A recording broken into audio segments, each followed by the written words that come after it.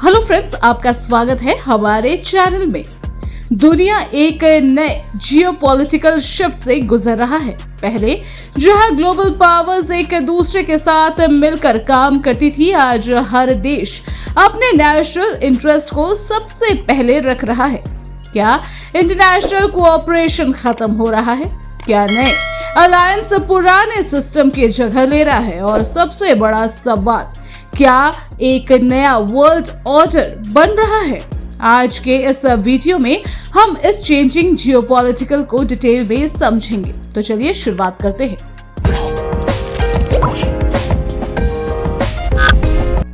Number 1, अ post cold war shift. 1991 में Soviet union के collapse के बाद एक यूनिपोलर वर्ल्ड बना, जिसमें यूएसए ग्लोबल सुपर पावर बन गया। ग्लोबलाइजेशन, फ्री ट्रेड और इंटरनेशनल ऑर्गेनाइजेशन जैसे यूएन, डब्ल्यूटीओ और आईएमएफ ने इंटरनेशनल कोऑपरेशन को प्रमोट किया। लेकिन आज की रियलिटी अलग है।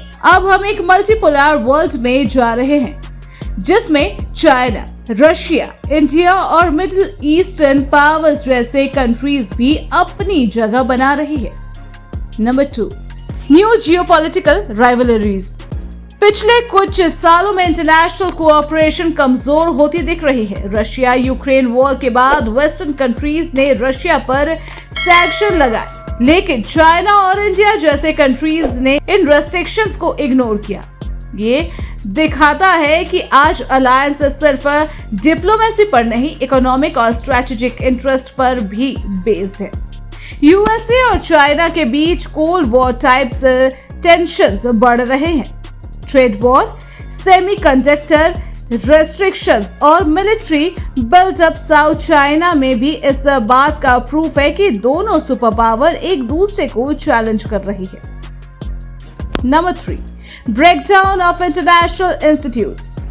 यूनाइटेड नेशन, डब्ल्यूटीओ और वर्ल्ड बैंक जैसे इंस्टीट्यूशंस जो पीस और इकोनॉमिक स्टेबिलिटी को मेंटेन करने के लिए बने थे, आज पॉलिटिकल बेस और इनएफिशिएंसी से जूझ रहे हैं। रशिया का यूक्रेन इन्वेशन यूएन रोक नहीं पाया। इजराइल पैलेस्टाइन कॉन्फ्लिक्ट पर यूएनएससी डिवाइड है और डब्ल्यूटीओ और यूएसए चाइना ट्रेड टेंशन को इफेक्टिवली रिसॉल्व नहीं कर पा रहा। ये दिखाता है कि ग्लोबल इंस्टीट्यूशंस कमजोर हो रहे हैं और कंट्रीज अपने इंडिपेंडेंट स्ट्रेटेजिक पार्टनरशिप पर ज्यादा फोकस कर रही है।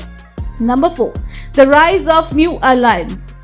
जहां एक तरह नाटो और G7 जैसे वेस्टर्न अलायंस स्ट्रॉन्ग हो रहे हैं, वहीं दूसरी तरह ब्रिक, शंघाई कोऑपरेशन ऑर्गेनाइजेशन और ग्लोबल साउथ अलायंस भी नए पावर सेंटर्स के फॉर्म में उभर रहे हैं। ब्रिक्स, जो पहले एक इकोनॉमिक अलायंस था, आज एक जियोपॉलिटिकल फोर्स बन चुका है। चाइना और रशिया इससे एक अल्टरनेटिव ग्लोबल सिस्टम बनने के लिए यूज कर रहे हैं, जो वेस्टर्न डोमिनेटेड सिस्टम का काउंटर हो सकता है। Number 5, economic decoupling, a new reality.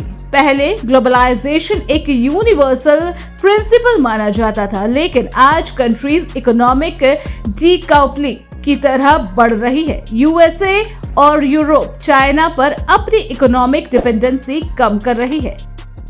Semiconductor industry, energy sector और रेयर अर्थ मिनरल जैसे स्ट्रेटेजिक इंडस्ट्रीज में नेशन अपने सेल्फ सफिशिएंसी बढ़ाने की कोशिश कर रही है, लेकिन इसका दूसरा साइड ये है कि नए ट्रेड अलायंस भी बन रहे हैं। चाइना का belt and road initiative developing Nations में इंफ्रास्ट्रक्चर प्रोजेक्ट्स इन्वेस्ट कर रहा है और इंडिया भी अफ्रीका और इंडो पैसिफिक रीजन में अपने इकोनॉमिक प्रेजेंस बढ़ाने पर फोकस कर रहा है। 6, the future of fragmented world.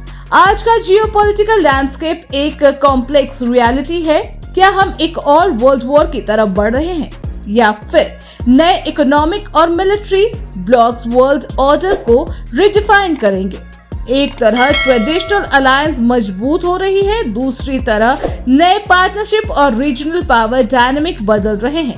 India जैसे कंट्री जो स्ट्रेटेजिक ऑटोनॉमी पर फोकस कर रहे हैं उनके लिए ये एक अपॉर्चुनिटी भी है और चैलेंज भी। तो क्या हम सच में एक डिवाइडेड वर्ल्ड की तरह बढ़ रहे हैं? क्या नए अलायंस पुराने ग्लोबल इंस्टीट्यूशंस की जगह ले रहे हैं, या फिर कोऑपरेटिंग का कोई नया मॉडल डेवलप होगा? आपका क्या सोचना है? कमेंट में जरूर बताएं। और अगर आपको ये वीडियो इन्फॉर्मेटिव लगी तो लाइक, शेयर और सब्सक्राइब करना चैनल को न भूलें। Thanks for watching.